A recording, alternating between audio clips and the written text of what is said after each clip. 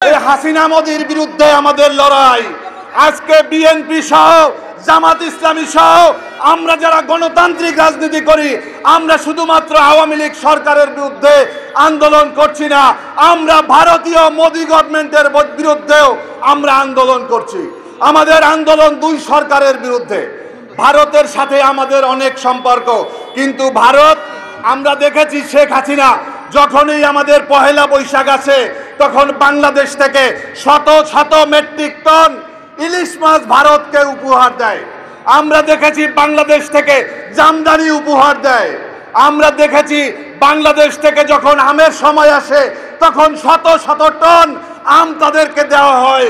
আমি এবারে শেখ হাসিনাকে বলতে চাই, আমাদের সামনে কোরবানির ঈদ, শেখ হাসিনাকে বলবো তোমার স্বামী স্ত্রীর সম্পর্ক তুমি আমাদের জন্য কয়েক লাখ গরুর ব্যবস্থা করো।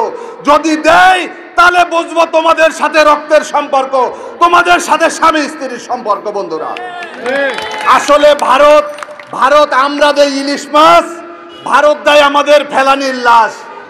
আমরা দিই জামদানি শাড়ি, ভারত আমাদেরকে দেয় ফেন্সিডিল। যত আপনারা দেখেছেন ভারতের বিরুদ্ধে কথা বলার কারণে বুয়েটের মেধাবী ছাত্র সেই আবরার ফাহাদকে হত্যা করা হয়েছে। আজকে এখানে যারা আছেন অনেককেই হুমকি দেওয়া হচ্ছে, আমাদেরকে ভয় দেখানো হচ্ছে। আমরা বলতে চাই, আজ থেকে 30 বছর আগেও ভারতের বিরুদ্ধে আমরা কথা বলেছি।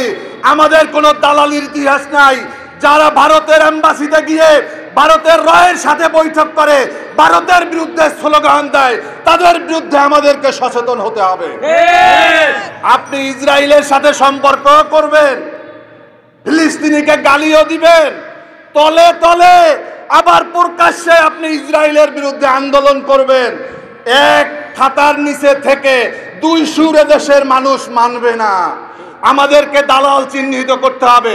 আজকে বিভিন্ন নামে বেনামে, বিভিন্ন পোশাকে, বিভিন্ন দলের আবরণে আজকে দালাল সৃষ্টি করা হয়েছে।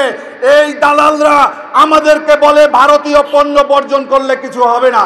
আমরা জানি যে ভারতীয় পণ্য যদি আমরা সমস্ত বাংলাদেশিরা বর্জন করি, ভারতের হয়তো তারা ক্ষয়রাতি হয়ে যাবে না।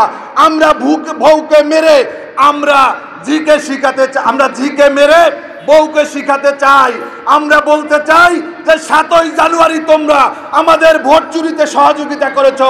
শেখ হাসিনার মতো একজন কৃতদাসীকে তোমরা ক্ষমতায় বসিয়ে আমার ভোটের অধিকার, আমার গণতন্ত্র, আমার আইনের শাসন, আমার বাংলাদেশের সার্বভৌমত্বকে তোমরা হরণ করেছো। এজন্য আমরা তোমাদের পণ্য বর্জন করছি। আমাদের এই পণ্য বর্জন আন্দোলন চলবে।